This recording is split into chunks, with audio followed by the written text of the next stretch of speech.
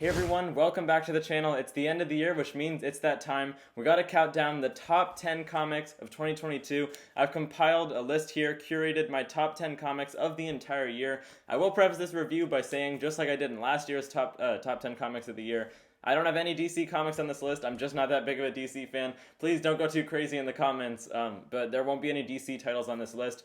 Just to preface this, but let's just get right into it here. So it's been a good year for comics, I'll say that much. So we're going to start this with the 10th spot. I'm not going to do any honorary mentions or anything because I kind of feel like that's cheating.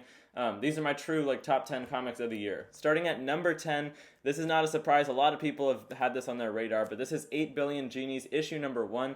This has been an 8-issue series that just started this year. It's about 6 issues deep, if not 7 at this point. And it's about this world in which every single person on Earth all got one wish from a genie in the span of a second, right? Everyone got their wishes at the same time, and the world devolves into chaos from there. So the story has followed our main cast of characters. They're in the Lampwick Bar, which is this space that the bartender, his wish was to keep it safe from any of the calamity going on outside so that everyone inside could be safe and he could be safe forever within the bar. One thing I have against this series that didn't really make it place higher is because I think they're putting a little bit too much humor into this series. That's not something I'm a big fan of. Because the concept behind the series is so cool, I think it could have been better executed, just in the sense that they didn't need to make it such a comedy, because it's a pretty cool concept. They should have gotten a little more serious with it. Coming in at 9 this year for the top 10 comics of 2022, we've got the first Marvel title on the list, and expect a lot more from them. But this one is Punisher, in issue number 1. This is, I think, 7 or 8 issues deep at this point, but it did also start this year. Jason Aaron is the writer on this series, and Jesus Saiz and Paul Azaceta are doing the artwork. So far, we've had the exact same creative team on every issue, and that's definitely one of the strengths of the series, in my opinion. And basically, we've got Punisher taking on a new role as the leader of the Hand. He's been, using these ninja that he's now taken control of to go and take down criminal organizations, and mainly he's been going against Ares. We've also gotten amazing flashbacks with the Paul Azaceta art, and that's my favorite part of the series. I think Jason Aaron really captures what the Punisher is about. He's going back to his origins and kind of retconning some things that happened in Frank's past, but really going through his history with Maria, with his kids, through going through the army, coming back, how he's been deeply affected by that, and really interesting story so far. Definitely entertaining and a very good read. Each issue is oversized also, so you definitely get bang for your buck. Definitely a recommendation from me. That's Punisher. But let's keep chugging along here. Coming in at number 8 for my top 10 comics of 2022, we've got an Image title. This one is Saga. So this comic just came back in January of this year. It was a big deal, right? Saga had been gone for almost 3 years since issue number 54 came out. Right before this 55th issue made its return, I read the entire compendium of Saga Volume 1 a month before. So it gave me some good context to be able to jump into the return of this series pretty soon after. And I think they really kept the momentum from that original 54 issues. We've got the adventures of Hazel and Alana, her mom, and then Marco was in the previous title. He was her dad, right? She's like a crossbreed between these two alien species that are at war with each other. But that's Saga, coming in at number 8 this year.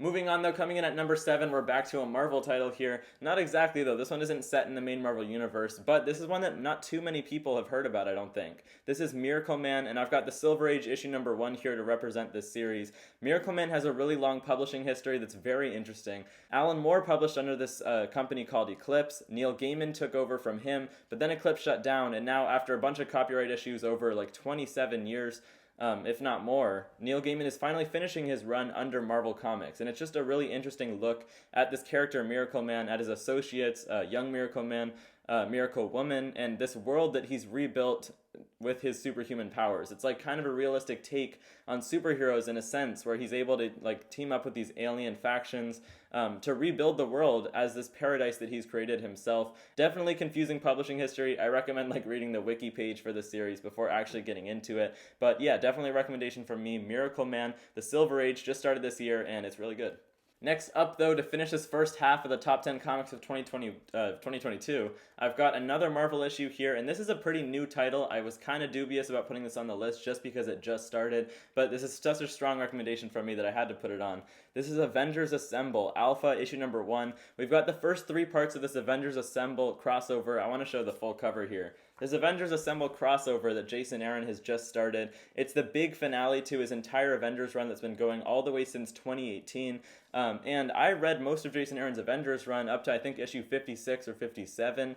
and I dropped it because I really wasn't liking the main Avengers title all that much. I dropped it at the worst time though. I decided to jump back in with Avengers Assemble, and before I did that I got all caught up on the rest of Avengers that I'd missed and Avengers Forever, the companion title. Together they do build up for this amazing event that's pretty much the biggest Marvel Comics story ever told. We've got Mephisto as the main villain. He's been putting together a Council of Red, which is different versions of him across the multiverse, and they've been going around and taking down the Avengers in every single universe, and they're doing that by going to the past of every single universe in the entire multiverse and taking out the original Avengers. Pretty much the biggest Marvel Comics story you could tell. Not too many people are getting this because a lot of people dropped this Jason Aaron Avengers run. I definitely recommend it though. Avengers Assemble, really strong title.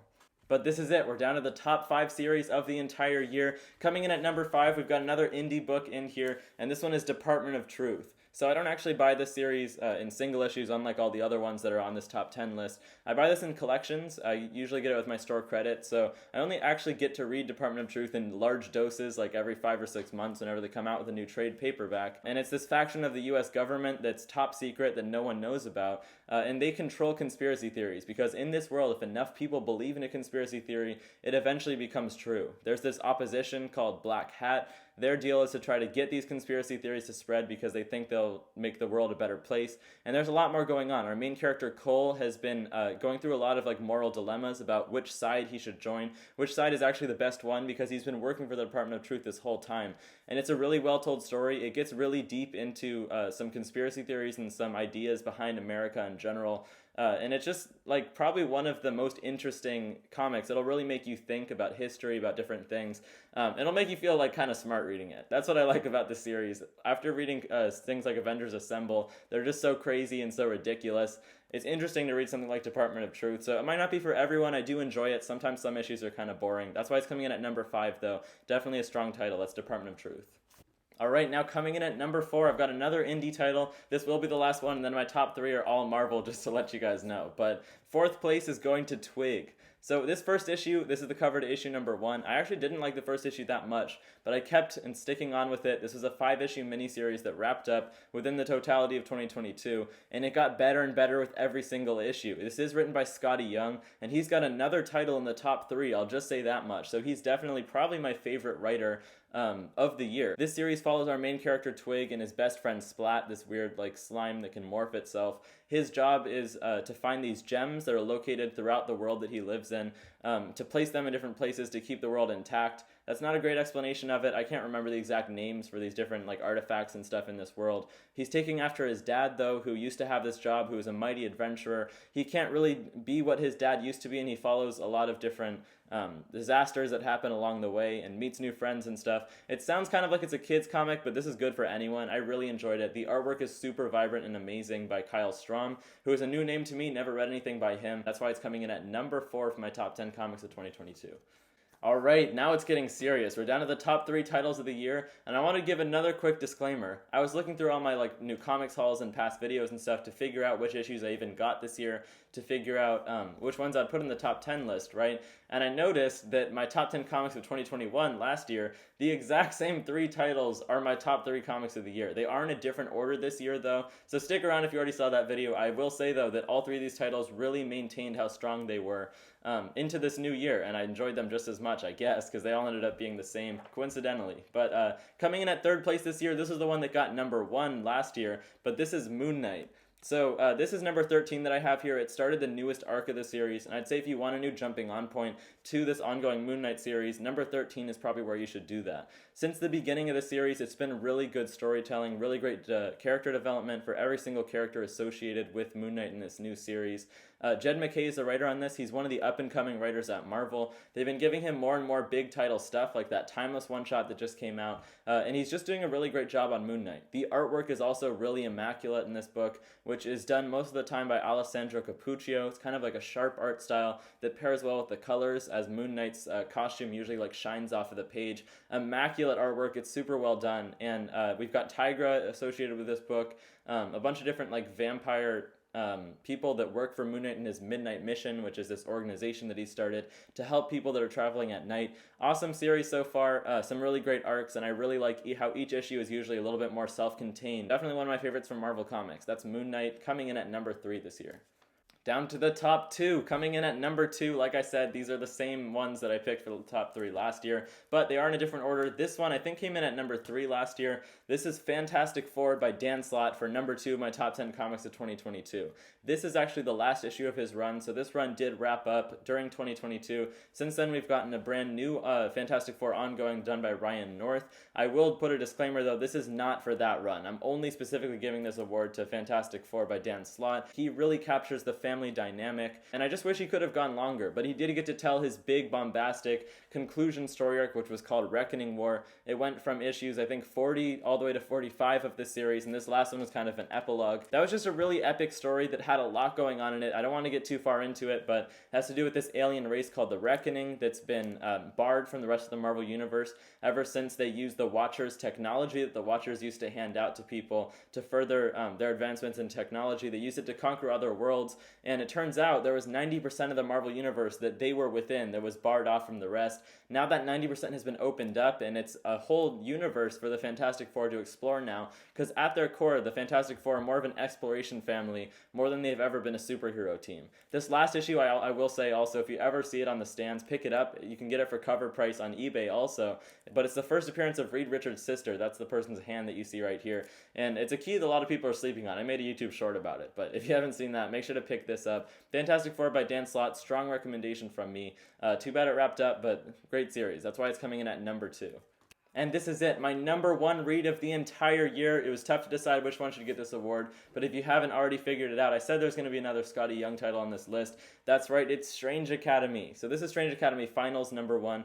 Strange Academy, the main series, the original series, ended with number 18, and they relaunched with this, but it's just a continuation of the same story, and it follows Strange Academy, this team of a bunch of new young characters that have joined Strange Academy in New Orleans, where they're taught by the world's top magic users magic. That's pretty much all there is to it, and since then we've got a bunch of drama going on between the characters. There's one character that ended up on bad terms with Strange Academy. He was kicked out because he was selling these bad spells to different people, giving them dark magic. The supplier for him is this person named Gaslamp, who's a brand new character that was introduced this year. Now the school has been divided after that character, Calvin, who was dealing the dark magic, was expelled from Strange Academy. And with Strange Academy Finals, we've kind of got a war between two factions of the Strange Academy kids. Our main character, Emily, is becoming a little bit evil, and we're starting to see her villain arc. The series is ending with number 6, which is basically issue 24 of the entire series, since they already did the 18 issues before.